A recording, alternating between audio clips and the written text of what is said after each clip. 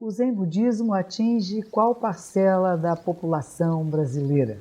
A pergunta é o seguinte: monja, eu tenho uma impressão, não sei se equivocada, que o Zen budismo no Brasil atinge mais a parcela da classe média ou classe alta. Essa minha impressão se confirma na realidade? Se sim, quais motivos a senhora julga que justifiquem esse fenômeno? Olha, eu nunca fiz estatísticas a saber sobre as pessoas que frequentam a minha comunidade, qual o seu nível na sua classe social. Acho que a gente não faz muito essa diferença, mas o que eu percebo, sim, que se interessa pelo Zen budismo, pessoas que têm um certo nível de escolaridade, pessoas que estão mais envolvidas com professores universitários, não são pessoas ricas, não são classe alta, né? Eu acho que está mais ligado a uma intelectualidade do que as classes sociais no nível financeiro, que me parece que é o que você fala nesse momento.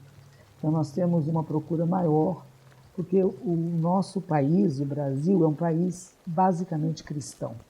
E qualquer outra tradição espiritual que não tenha Jesus de Nazaré é olhada com grande estranhamento.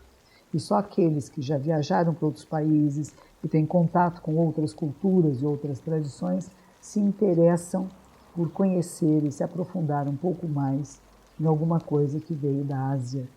A Ásia, para nós, sempre foi uma coisa muito estranha. Você estudou sobre países asiáticos na escola? Eu acho que nenhum de nós, a não ser aqueles que se especializaram em culturas da Ásia, né? A maioria de nós, nem da África, nós sabemos que está mais perto. Sabemos algumas coisas da Europa, que parece que nós somos uma ligação com a Europa muito grande, uma Europa cristã, e quaisquer outros tipos de religião ou de filosofias causam um estranhamento. Então, talvez por isso, nós não tenhamos tantas pessoas de outros níveis de intelectualidade, de estudo, de procura, nos procurando. Nos Estados Unidos, que foi onde eu comecei a minha prática, em Los Angeles, era uma pergunta que se fazia. Nós tínhamos poucos negros na nossa comunidade. A nossa comunidade ficava mais numa área latina, mas não eram os latinos que frequentavam, eram norte-americanos. Norte-americanos, professores universitários, psicólogos, médicos, advogados.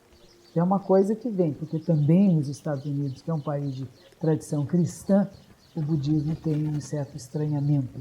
Foi depois das guerras do Vietnã, depois que os norte-americanos foram para a Ásia e fizeram seus ataques violentos, que começaram a entrar em contato com as culturas de outros países. Conheci um monge que foi até a Abade superior geral da ordem, da nossa ordem, nos Estados Unidos, em que ele havia ido com seu pai para o Japão, e o pai dele era um missionário cristão.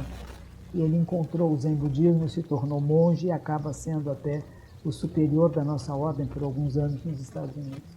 Então existe um desconhecimento do que é o Zen, um desconhecimento do budismo, um desconhecimento do que são as culturas e as filosofias orientais, o que faz uma dificuldade do brasileiro comum se aproximar. Talvez seja isso.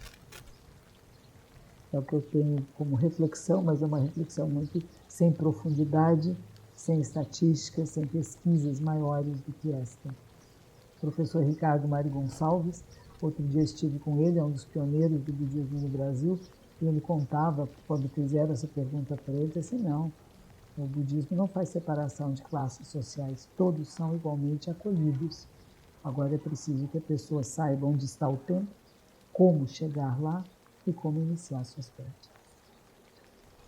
E amanhã nós falamos sobre o mistério. Aguardo você.